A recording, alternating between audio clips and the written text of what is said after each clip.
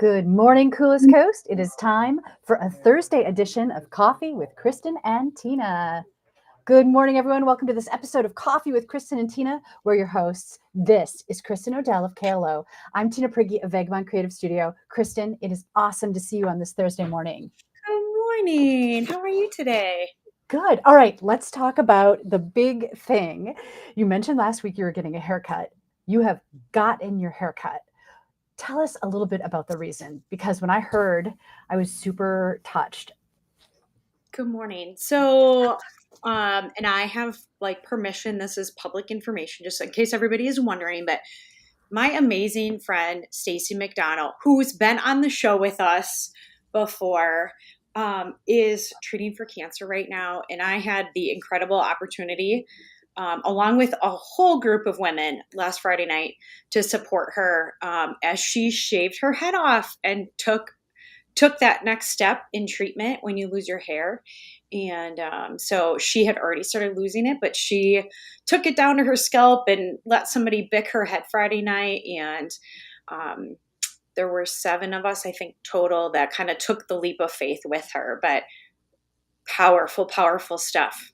That is so incredibly beautiful and touching and moving, right? That show of friendship and support, and to do that together, right? Like that's something you guys will never forget. There's like powerful magic in doing that together. There is a lot of powerful magic in it. And I would say that, yes, part of it is teary and sad and scary. And so we certainly had our share of tears that night, but we laughed a lot while we were, we took this opportunity to kind of hack each other's hair up and make it disastrous and funny before we shaved. And so we just had so many laughs during it also. And I think anytime you're doing difficult things in life, having a mix of kind of joy with the sadness or joy with the scary or whatever it is, just is really, really healthy. Yeah, I love the sound of that. Well, I'm a child of the 80s, and Sinead O'Connor totally rocked that look, and so I would say you are rocking that look too. Thanks. Fun fact, my maiden name is O'Connor. So maybe that is just like a thing that is meant to be. And does it make, it really makes the big earrings pop. It makes them a statement. I know. I actually have been trying to wear more earrings because I feel I'm just going to say this. I feel like I have somewhat of a manly presence in my physical presentation for whatever reason. And, here earrings always have a way of just helping you feel fancy. And so, yeah, I just got these at the Fuller Gallery downtown. Aren't they so springy and fun? Yeah, cute. Well, and So, the hairdo and the earrings, it makes your eyes totally pop. Like I you know feel what's like you really funny? focus on your You eyes. are the 4th person. So it'll be a week tomorrow. You're the 4th person that has told me that. Somebody said I have a super girly face, which I never thought about before. Doug was like, I know you've always said you have a small head, but you really have a small head. So I can wear youth size hats. And so, it's just, it's a moment in time. And even there were women there that chose not to shave their head just because it wasn't the right choice for them, but they still showed up and hung out and participated in the night. And there's so much power in being able to do that in a group. So if you have the chance and you can walk into something like that, lean into it. That is such good advice. And I'm just so moved by that display of friendship, right? And that women supporting women, that is exactly what we need at this point in history. And such a good example you guys all set. I love it. Thank you. Thank you so much. Yeah. And I think the most important, this is not about me. This is about Stacy having a community of people championing her. So I've gotten to tell her story and talk about that way of support over and over and over again since last week. And I think for me, that's been the most meaningful part, is just being able to talk through her and share her story and share the story of support. And that's really the life lesson in it. So, there's something to that too, right? Because when somebody's going through something difficult, it's often hard to talk about it. It's hard to bring it up. And what you guys have done, you've made it you've normalized it, right? Like you've made it okay, brought it out into the open. And that just, again, there's powerful magic in that. Absolutely. So we joked on Friday night that maybe we would start like a movement. And so if anybody feels inspired to still shave their head, join us, send us a picture. Like we would love to have you be a partner in our solidarity, I guess. I don't know what else to call it that, but yes, please do that. If you have an opportunity to stand up and support somebody, when people are sick, it's hard to know what to say. And even just reaching out and saying, what do you need? Can I come visit for 30 minutes? Anything like that, I think is so helpful because it does get lonely or, sometimes they don't feel good and they can't leave home. And it's like, how can you still kind of be a presence for them? So. I was talking to my grandma recently, and she is a champion at going to visit nursing homes, even if she doesn't know people there, because she said she recognizes and she's learned, she's 94 years old, that oftentimes just having like that 30 minutes of conversation that you said, that little bit of distraction, that little introduction and connection back to the outside world can make a huge difference. And it doesn't even have to be talking about the illness or whatever's going on. Sometimes it's not talking about that and just having what feels like normal, everyday, run-of-the-mill conversation can be a game changer. Yeah, it can be. I mean, we are meant to be together, right? So that injection of person-to-person connection, there's so much value in it. Okay, so tell us, describe the moment, right? So you had a hairstyle kind of like pink. We've seen it every week. Now there's clippers at your head. What goes through your mind? What's that like? So I will just say that I felt pretty peaceful by that point. So I had been like prior to that had like a pit in my stomach thinking about it because it's like a big thing. Like Doug and I even talked about like what am I going to say when people ask me or like I wanted to be prepared to tell a good story, and so we had worked through that. So by the time I got into the chair, I just was like, okay, here I am. I'm peaceful. I'm like, I know my purpose. I know my why. I know why I'm here. And so it wasn't that big of a deal. My dear friend Patty Roth had a blast taking a scissors and like cutting chunks out of my pink hair, which I deserved, by the way, because Teresa Felvey and I gave her a total mullet before we shaved her head. So, I totally deserve that. But I mean, it feels weird. I mean, the kids have been like feeling it, and the sensation of like water on it the first time in the shower was weird. Cold air. Oh, I bet. Like sometimes I have to carry a hat or a hood with me or have, just depending on what I'm going to be doing. So it's just like it's a different thing. But the other thing that is really cool is I've had some incredible women, like one on Sunday at church walked up to me and she said, "What's your deal? Are you treating for something? Are you supporting somebody? Are you doing a new haircut? Like, I want you to tell me your story." So I shared with her what I had done. And in turn, she shared with me that she was a 6-year survivor of breast cancer. And she shared her story with me. And Doug and I talked after, like, we never get to have that conversation if I don't show up with my head shaved. Right. You invited that conversation and allowed another person to share their story. Yeah. Well, like Teresa said, it was an absolutely beautiful experience. And I have to say, I've seen photos of you, of Teresa, of Stacy, of Patty, and you guys all look incredible, right? Like I bet it was kind of fearful to let go, but you guys all look so beautiful with that hairstyle. I'm so impressed. I know. Is it like we all have decently shaped heads? Nobody had like lumps or moles or weird, like all of these really weird, crazy things go through your head. And how would you know, right? Like until it's all gone, you don't even know what's under there. I was like, Doug, feel my head before. Like, do you feel anything that's going to be weird? Just so I can prepare, It's so funny. And yeah, as Teresa just said, liberating. Like, I just cut my get ready time down by like 10 minutes because I don't have to do anything with my hair. Yeah, and the other thing is like, so hair is part of our identity.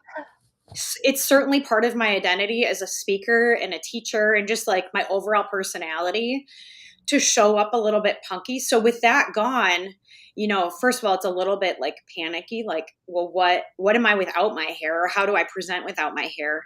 But then it is also become something that like, I don't have to worry about that either. And so if anything, maybe I've just settled into myself even a little bit more. Right. Right. Authentically who you are, aside from what defines us. Yeah. Yes. Um, so I don't think that I thought about that ahead of time, but that has definitely been part of the experience is like my actions speak more than like my physical presentation. Yeah. Yeah. Wow. How interesting and how cool and how beautiful. Teresa, can you let us know? Do you have any other thoughts? Yeah. And if I get a chance, I will throw, a couple of the pictures in the comments later. And, maybe even Stacy, they have a GoFundMe page going for her. You can read her story there. I'd love for you just to go and read about her. She's an incredible human. She's worked for the city of Manitowoc in her past and just is such a kind, giving, thoughtful person. And let's Yeah. rally around. Can you share the link like after the show? Absolutely. Yeah, that would be awesome. Absolutely. So yeah. This whole conversation too reminds me, I sent you a screen capture of a book I just listened to yesterday, and you're like, I listened to it too. And this is a book too about a strong woman and a woman who will not compromise, will not dumb herself down for acceptance. Just that strength in showing up kind of reminds me of what you've accomplished. Thanks. Yeah, so that book, I read it a couple of years ago, and full disclosure, I actually had to go back and kind of give a Wikipedia search on like what was the plot line on that again. And there's so it's like set 1960s, would you say? Yeah, I think it starts a little bit earlier, during the 1950s. And Yeah, so so it's really 1950. not a time that recognizes women or celebrates their success or gives them any latitude to succeed in science, for example. Right. And so this woman is an engineer and a chemist and doesn't have her PhD. And really, the story is about her trying to find and obtain her slot in research in a time when it was dominated by men. Women were not necessarily allowed in laboratories. And there's just like so many dynamics to this story about her, things that happened to her, the narrative around her that work against her, really. Yeah. So she's brilliant, right? Like she's this excellent chemist. She is no nonsense, but anytime she's the lead, they all think, "Oh, she's just the secretary. What are you doing in this lab?" She's like, "This is my lab," you Yeah. know. Or this is an era where you can't have a child out of wedlock, right? These old like things that were norms at the time. So then she ends up losing her job. Well, all of these men that were working in the lab, they did not have the skills that she had. So they're like secretly going to her house, still trying to get the information to finish the research that they're working on. Life magazine did an article about her. And after the article was written, the editor changed it. Instead of saying she's one of the most intelligent women working, they changed it to she's one of the most attractive women working, right? And like had photos of her fixing her hair instead of working in her lab. And so just, that whole paradigm that women had to work against, Mhm. I'm just so thankful where we are today, but we still have miles to go. Yeah, it's incredible. And it's incredible too. There are people in the story that do help her along the way and help lift her up. And so I love how that is weaved together because in life, sometimes it feels like, man, we're just fighting and we're fighting alone. And then all of a sudden there's this little blink of somebody that like steps in and supports or picks you up. And, you got to pay attention to those little things. Right, right. I'm just going to put the cover back up again because I really do recommend this book. I really loved it. I listened to the audiobook and it was a great performance and I did not want it to end.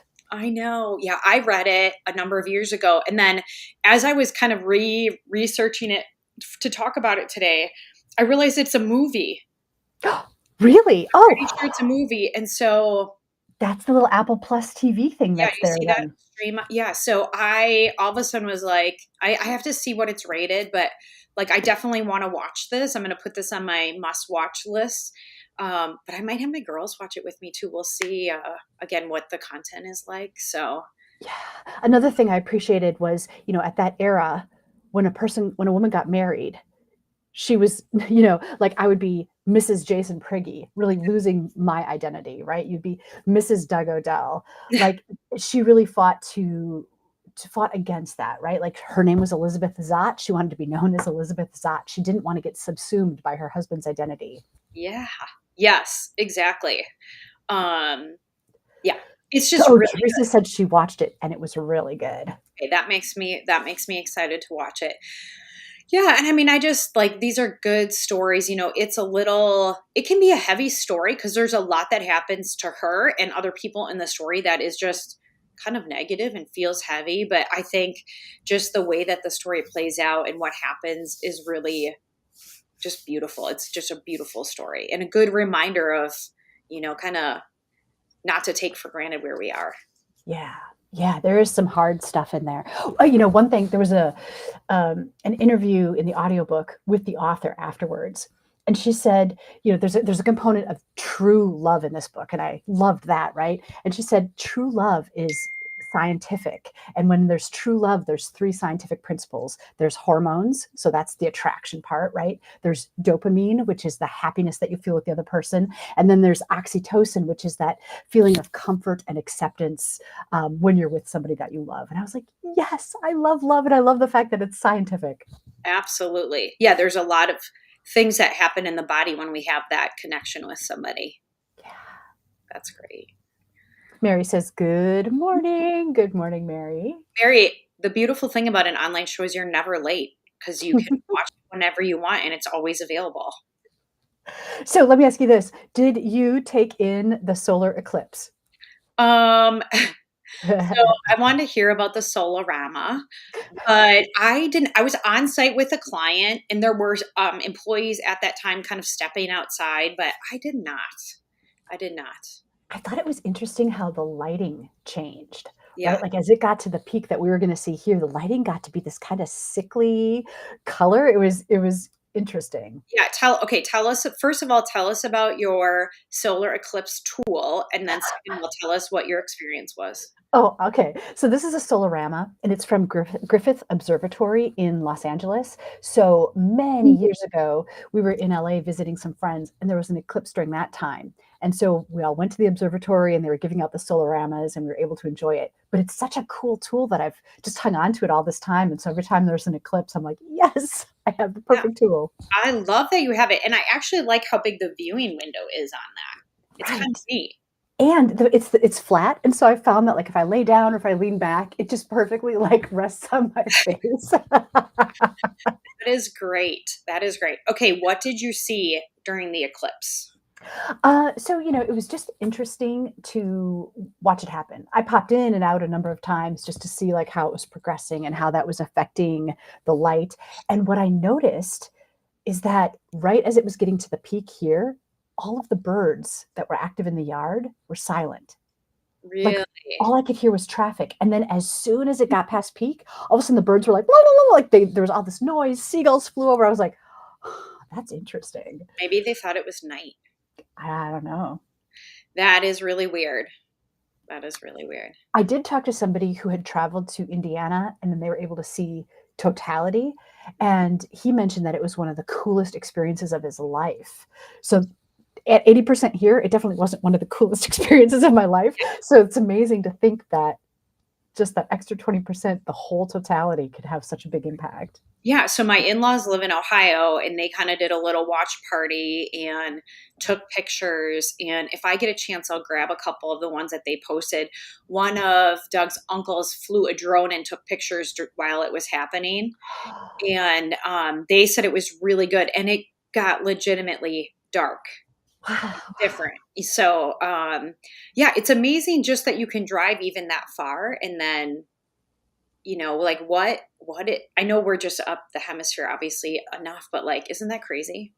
Well, it's also crazy that at 80%, then there was still as much light as there was. That if it got that dark at 100%, like the sun is powerful to just still provide that much light with only Isn't 20% of it? it available. So one thing that we noticed this week now since the eclipse was like the moon at night is like a sliver. Have you been able to take that in? I haven't seen it. Yeah, it is like very much on the opposite end of full moon right now, which I think is it's so curious to me. Right. Right. Wow, the heavens are amazing. Right? What do you think you would have thought if it was like 200 years ago and it just got dark in the middle of the day? Can you imagine? You would have thought the world was ending. You would have expected to be like raptured on the spot, right? Yeah, I mean, exactly. Um, yeah, I just can't imagine, so no science, no understanding of really what that is, other than like, whoa, something serious is happening in the skies, basically. What's impressive is that uh, people even back then, well, according to like cartoons and TV shows, right? Like people would have that knowledge and then they would go someplace where they didn't have that knowledge and they would use it as a tool, right? Like you have to do what I say or give me all your gold or I'm going to, turn the sun black, right? And then they'd be like, well, no, forget you. And then all of a sudden it would happen, right? And then Yeah. do Once you, every, do you, what is it? Once every 10 years? do you think a scenario like that ever really did happen or is that just glamorized in I mean, to movies? say never, I don't feel like I can use that generalization to say, yes, it never, I'm sure it happened. Anything is possible. It's also interesting to think that depending on where you are, the experience can be so different.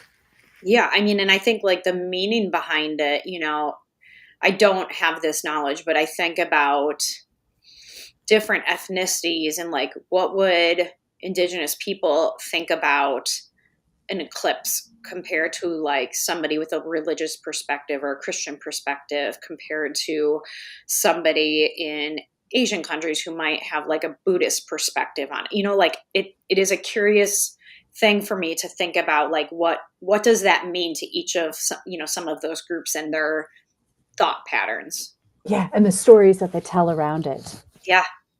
Yeah. Yeah, fascinating. Well, if you had a good eclipse story, let us know in the comments. We'd love to hear your thoughts. Yeah, or if you have a eclipse picture as cool as Tina's. A Does anybody else, what is it called? A solarama? solarama. Does anybody else have a solarama? That's also what I want to know. Do you have You know, just one? we have. I think we have two. I'm not sure I could put my hands on both of them, but at one time we had two. Very cool. Yeah, our kids they got the little glasses at school, so they got to go out and see it, which again is so fun. I think What so a fun thing too. as a kid. That's cool that they did that at school. Mm-hmm. Very good. So yesterday was an incredible day. Did you get out to enjoy it? What did I do yesterday?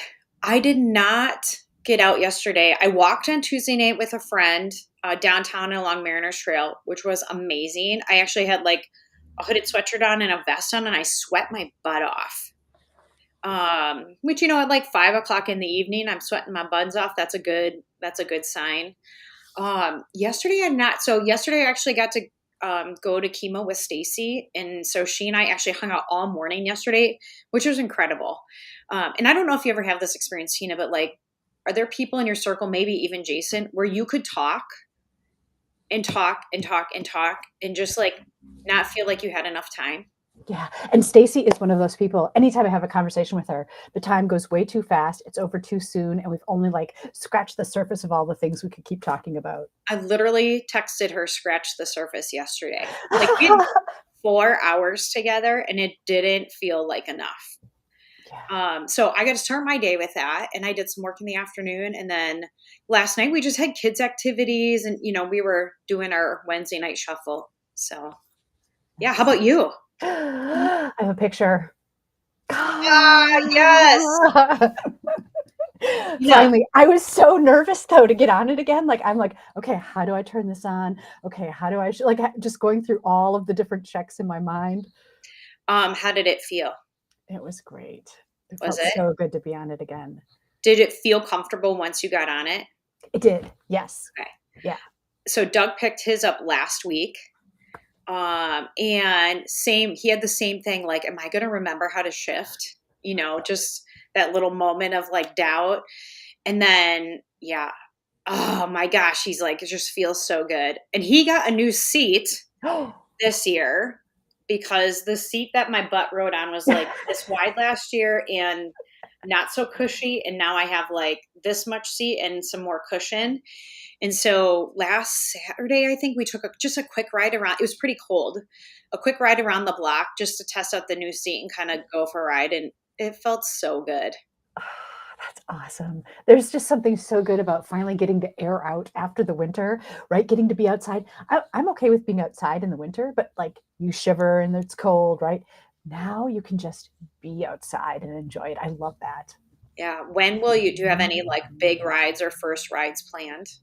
Depending on how the weekend goes, how the weather and everything is, we are talking about maybe going up to Algoma, getting a cup of coffee, checking out yonder art would be so cool. Yes. Well, and what a beautiful drive along Lake Michigan. As long as it's not too windy, that would be incredible. Yeah, the trick in this season is oftentimes closer to Lake Michigan, it's colder. So last year around this time, we did that ride and we took all these back roads, but like inland. So we'll have Yes. to see. Very cool. I know on Saturday, at least, we're heading to Milwaukee to see Luke Combs on Saturday night at American Family Field. And the weather, at least in Milwaukee, is supposed to be like a high of 70. And we were like so excited to have like those kind of temps for, again, being outside and hanging out in the parking lot. So if it's going to be anything like that up here or even close, I think it's going to be a great day for you to ride. Will you guys ride the motorcycle down there? No, we won't. We won't. We're going to drive down. We're going down with some other family members, so we're going to take a car down. But I do think we're going to make a stop at the Harley Museum down there to check out the gift store, maybe to pick up some new gear for this summer. Cool. I haven't been to the Harley Museum, so take pictures. It'd be cool to talk about that. Yeah. What is your favorite piece of riding gear? Do you have something that you just really love to put on, like that makes you feel badass? Well, what I love most of all is the seat on my bike. It's so Yeah. comfy and, keeps my butt warm. And I just love that. It's very like feminine badass. I love that. Is that a thing? It Can should that be. be a thing? It's a thing. That is a Like thing. it's fuzzy and cute, which is like the girly part of it. And then it's still like, yeah, but Tina's still riding a bike and it looks awesome. Thanks. Thanks. What about baking a pie? Is that feminine badass? We talked about it last week, and I just wanted to show you guys this is before, which I was really happy about. The homemade crust turned out. And then this is after, and it was one of the most Oh my, delicious things I've ever eaten in my life. I can't that believe I had to share it. that looks amazing. So that was apple. Apple. And so you were baking for some Japanese friends, some Japanese exchange students. What did they think about the apple pie? So, I've got a picture. We took them all over. This is a high school or a college friend of our son, an exchange student from Japan, and he loved it. He said he loves apple pie. And we also took him to Pet Skull because there was a blues band. It was Reverend Raven and the Chain Smoking Altar Boys, right? So we took him. We thought maybe he'd appreciate the ambiance. And after we left, he's like, "That was the American experience I was hoping for." I was like, Oh my "Awesome." gosh. What do you think it was? Was it just like the live music or the type of, what was the inspiration there? For him to say that? Yeah. Well, yeah, I think it was, first of all, like, the ambiance, like, all the people and just, Pet School has such a cool atmosphere. But Yes. then, yeah, it was a blues band, right? And blues is classically American. Mhm. And these guys were incredible. Like this, they had an electronic harmonica and the guy could just wail. It was just super cool, right? That is awesome. What a fun, how validating for you guys as kind of his mini host family for the weekend to like check a major box for him. I bet that felt good.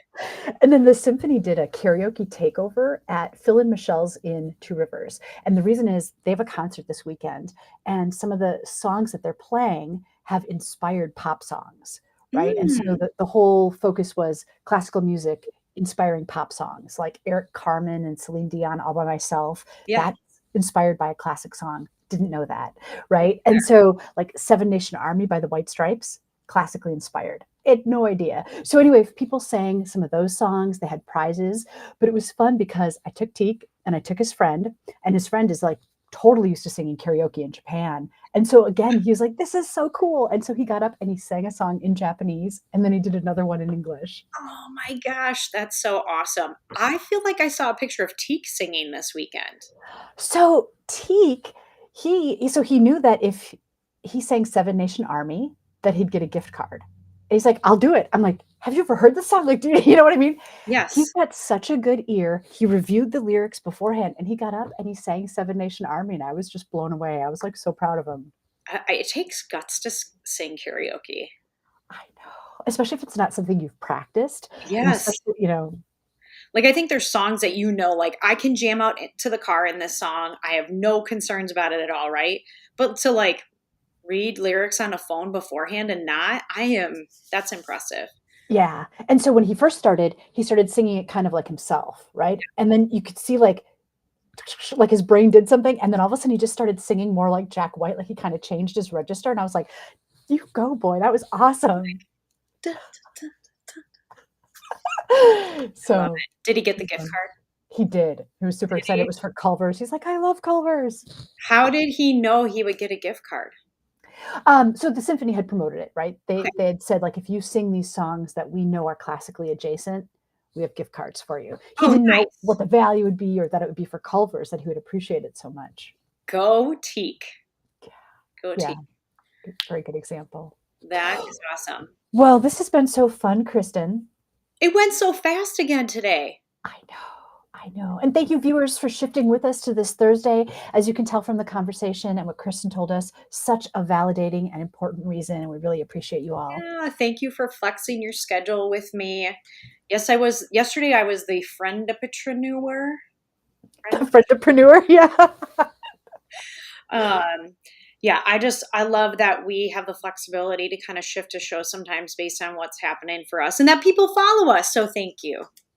Yeah. And thanks for being such a great example. And kisses out to Stacy. Stacy, good luck. You've got this, girl. You've got this. That's all right. Thanks for watching this episode of Coffee with Kristin and Tina. Again, we're your hosts. This is Kristin Odell of KLO. I'm Tina Prigge, Vagabond Creative Studio. So happy to see you all, and we'll see you next time. Bye, guys.